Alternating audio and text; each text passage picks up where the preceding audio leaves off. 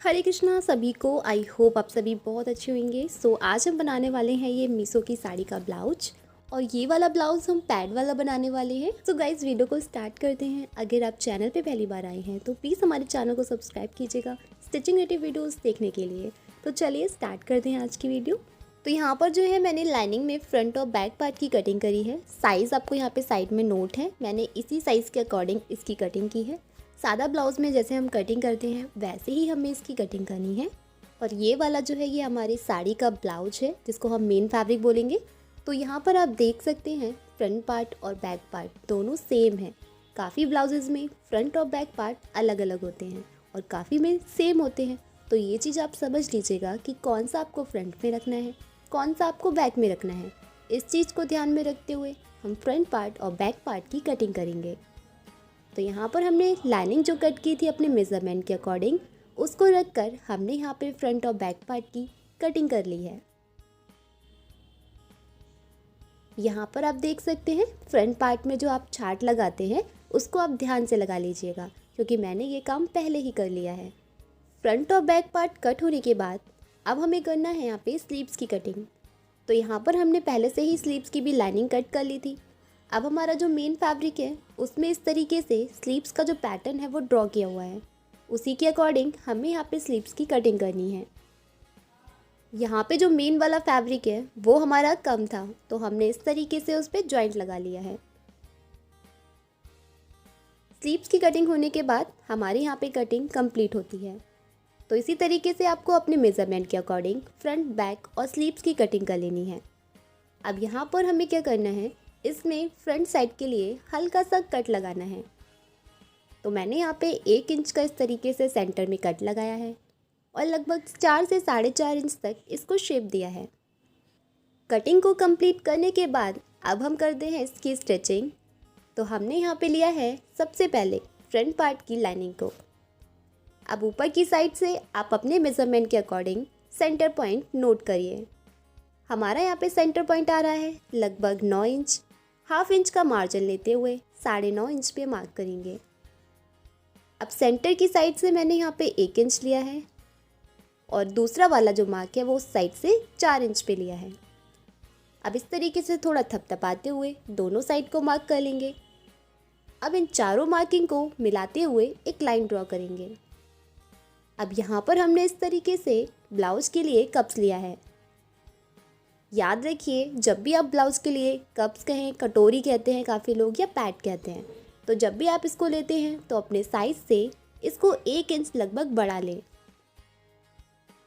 अब इस तरीके से जो हमने यहाँ पे सेंटर से 1 इंच की मार्किंग की है वहाँ से हम इस तरीके से मिलाते हुए इसका सेंटर पॉइंट नोट करेंगे। जो हमने लाइन ड्रॉ करी है वो इसलिए की है जिससे कि हमारा जो कप्स है वो इधर उधर ना हो, उसी लाइन के सेंटर में रहे। अब इस तरीके से 2-3 टाँके लगा के हमने उस जगह पे इसको फिक्स कर दिया। अब इसी तरीके से दूसरा वाला जो पैड है उसको भी हम इस तरीके से फिक्स कर देंगे। यहाँ पर अगर आप चाहें तो स्टिचिंग भी कर सकते हैं। यहाँ पर आप अंदर की साइड स्टिचिंग को लेके जाएं और 3-4 बार इसको स्टिचिंग को घुमाते हुए इसको फिक्स कर दें। तो यहाँ पर दोनों जो पैड हैं वो हमने अटैच कर दिए। अब हमने ब्लाउज का फ्रंट पार्ट लिया है। अब दोनों पार्ट को अंदर की तरफ हमें सीधा रखना है और बाहर की तरफ हमें उल्टा रखते हुए ऊपर शोल्डर वाली साइड की सिलाई लगा लेनी है। हमने शोल्डर की साइड की सिलाई लगा ली है। अब इसके बाद हम इस नेक को इसी में ड्रॉ कर लेंगे। हमें यानी कि अलग से हम पेस्टिंग से इसको रेडी नहीं करेंगे। जो शेप इसमें दिया हुआ है उसी शेप पे हम इस तरीके से उल्टी साइड से सिलाई लगा लेंगे। तो यहाँ पर इस तरीके से जो नेक था हमने उसी शेप में सिलाई लगा ली। सेम प्रोसेस हमें नीचे की साइड भी फॉलो करना है। जिस शेप में ये हमने कट किया था उसी शेप में हम इस तरीके से सिलाई लगा लेंगे। यहाँ पर आप मार्जिन थोड़ा ठीक लीजिएगा, अदरवाइज़ आपकी सिलाई खुल भी सकती है। तो मैंने यहाँ पे हाफ इंच मार्जिन पहले से ही लिया था, उसी के अकॉर्डिंग मैंने यहाँ पे इसकी स्टिचिंग की है। तो यहाँ पर आप देख सकते हैं हमने इस तरीके से सिलाई को कंप्लीट कर लिया। अब गले की साइड जो एक्स्ट्रा फैब्रिक है उसको हम इस तरीके से कट करके निकाल देंगे और इसमें हम छोटे छोटे कट लगाएंगे जिससे कि हमारा नेक जो है वो फिनिशिंग के साथ रेडी हो। अब इतना प्रोसेस फॉलो करने के बाद इसको हम सीधा कर लेंगे। तो यहाँ पर आप देख सकते हैं इस तरीके से हमने जो है यहाँ पे सिंगल लेयर लगाई है। अगर आप डबल लाइनिंग वाला पैडेड ब्लाउज बनाना सीखना चाहते हैं, उस वीडियो का लिंक भी मैं आपको डिस्क्रिप्शन बॉक्स में दे दूँगी, वहाँ जाके आप चेक कर सकते हैं। तो ये मैंने जो है सिंगल लिया है क्योंकि इसका फैब्रिक मोटा था। अगर ये फैब्रिक नेट का होता या फिर हल्का फैब्रिक होता जिसमें आर पार दिखता है, तो हम यहाँ पे डबल लाइनिंग यूज़ करते। तो इस चीज़ को आपको ध्यान रखना है कि डबल लाइनिंग आपको कब यूज़ करनी है। अब यहाँ पर हम टॉप स्टिच लगाएंगे। जो हमने नेक रेडी किया था उसके ऊपर हम टॉप स्टिच लगाएंगे और बाकी की साइड हम लाइनिंग को मेन फैब्रिक से अटैच कर लेंगे। यहाँ पर आपको ध्यान रखना है कि आपके ब्लाउज़ में कहीं पर भी सिमटे ना पड़ जाए, तो इसलिए थोड़ा ध्यान से आपको इसको अटैच करना है। एंड यहाँ पर जो प्लेट्स थी वो मैं बाद में डालती हूँ, लेकिन आप इन प्लेट्स को पहले डाल लीजिएगा।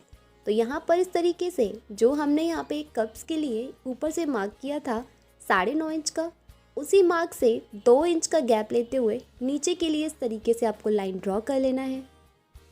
अब इसी पे 1 इंच की या फिर जितना भी आपने मार्जिन लिया हो, 1.5 इंच का, 1 इंच का, आप उसी अकॉर्डिंग प्लेट्स को डाल लीजिए। तो यहाँ पर हमारी प्लेट्स जो हैं वो डल चुकी हैं। अब यहाँ पर हम जो लेस अटैच कर रहे हैं ये इस ब्लाउज के साथ ही आई थी। अब इस लेस को हम नीचे की साइड इस तरीके से अटैच कर लेंगे। यहाँ पर जो वीडियो है वो थोड़ा सा तिरछा हो गया था, तो इस वजह से आपको क्लियर नहीं दिख रहा होगा, बट आई होप आपको थोड़ा बहुत समझ आ रहा हो। तो इस तरीके से हमने नीचे की साइड पूरे में लेस को अटैच कर दिया है। एंड ये केवल फ्रंट साइड के लिए दी थी लेस। अगर आपके पास बैक साइड के लिए भी कोई लेस है तो आप उसको भी अटैच कर सकते हैं। तो इस तरीके से हमने फ्रंट पार्ट को रेडी कर लिया। अब जो हमारा बैक पार्ट है उसको हमें प्लेन ऐड करना है, क्योंकि उसमें जो नेक था उसको हमें उल्टी साइड से ही स्टिच करके सीधी साइड को पलट लेना है, क्योंकि हमें उसमें नीचे साइड भी कोई भी कट नहीं लगाना है, उसमें हमारा सीधा सीधा रहेगा। इस तरीके से हमने बैक को रेडी किया है। इन दोनों पार्ट्स रेडी करने के बाद शोल्डर वाली साइड से स्टिच करके हमने इनको अटैच कर लिया। अब यहाँ पर हमें स्लीव्स को अटैच करना है। तो यहाँ पर जो है हमने स्लीव्स से लाइनिंग को अटैच कर लिया था पहले। अब इस तरीके से दोनों साइड की स्लीव्स को हम स्टिच कर लेंगे। और यहाँ पे बैक साइड भी मैंने प्लेट्स डाल दी हैं, जैसे हमने फ्रंट वाली साइड डाली थी। अब यहाँ पर हमें करना है फिटिंग। तो यहाँ पर आप देख सकते हैं स्लीव्स अटैच हो चुकी हैं। अब सिंपली स्लीव्स से फिटिंग को स्टार्ट करेंगे और नीचे तक हम फिटिंग को लेते हुए आएंगे और इसको कंप्लीट करेंगे। तो यहाँ पर जो मैंने आपको स्टार्टिंग में मेज़रमेंट बताया था, यानी कि जो नोट किया था साइड में, उसी मेज़रमेंट के अकॉर्डिंग मैंने इसकी यहाँ पे फिटिंग की है। तो यहाँ पे सबसे पहले हमने इसकी फिटिंग की थी। उसके बाद जो एक्स्ट्रा फैब्रिक रह जाता है उसको हम अंदर की साइड के लिए फोल्ड कर देंगे, जिससे कि यहाँ पे धागे ना निकलें। तो एक साइड तो हमने सिलाई लगा ली और दूसरी वाली साइड हम इस तरीके से पहले फैब्रिक को हाफ इंच फोल्ड कर देंगे, क्योंकि हमें यहाँ पे अटैच करना है चैन को। तो इस तरीके से हमने पहले फैब्रिक को फोल्ड कर दिया। उसके बाद स्लीव से नीचे हमने लगभग 2 इंच तक सिलाई को लगाया और उसके बाद हमने यहाँ पे चैन को अटैच कर दिया है। तो इस तरीके से हमने जो है यहाँ पे इस ब्लाउज़ को रेडी किया हुआ है। तो आज की इस वीडियो में हमने सिंगल लाइनिंग में कप्स को अटैच करना सीखा। डबल लाइनिंग में कप्स को कैसे अटैच करते हैं, इस वीडियो का लिंक मैं आपको डिस्क्रिप्शन बॉक्स में दे दूँगी, आप वहाँ जाके चेक कर लीजिएगा। तो जो मैंने चीज़ ज़्यादा एक्सप्लेन नहीं की है उसकी वीडियो का लिंक ऑलरेडी डिस्क्रिप्शन बॉक्स में आपको मिल जाएगा। तो इस वीडियो को देखने के बाद आप वहाँ पर भी उसको चेक कर लीजिएगा। तो गाइज़ ये था आज का पूरा फाइनल लुक। ब्लाउज़ कैसा लगा और वीडियो कैसी लगी कमेंट में ज़रूर बताइएगा। तो चलिए गाइज़ मिलते हैं आपसे नेक्स्ट वीडियो में, तब तक के लिए जय श्री कृष्णा।